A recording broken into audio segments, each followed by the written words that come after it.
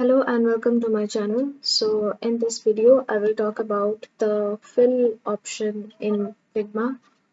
So let me draw a simple square shape here. Okay, now you see that after creating this shape in the properties panel you will find this fill option here. Okay, so here it shows the color of the shape. Now if you click on it, now you will be able to select the different colors from here.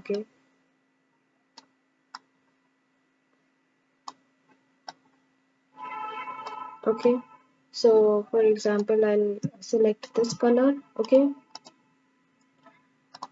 now if you check this one, okay, this is the solid color. Okay, now if you want to add a gradient color, this is how you are going to create it. Now under gradient also you will get some other options here. Linear, the first one is the linear, which we have now.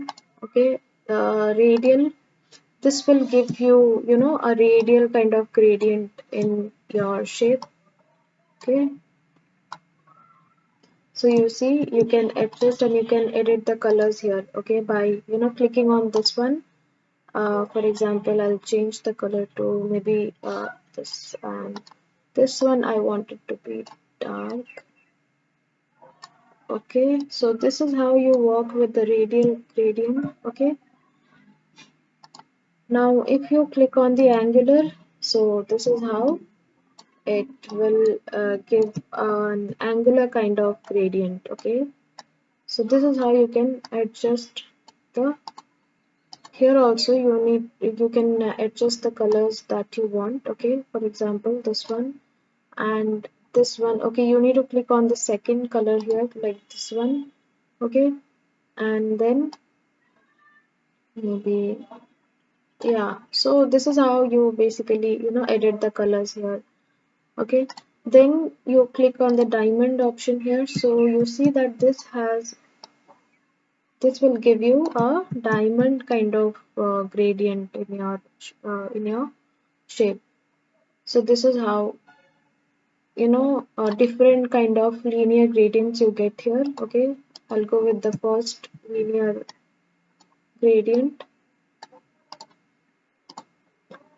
Now this is like the opacity. You can control it here, like the amount of opacity you want in this color. Okay, this one.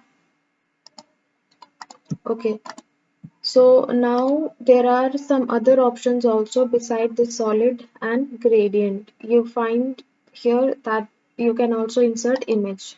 From here itself you can insert an image. So I'll just click on this choose image here. Okay, and then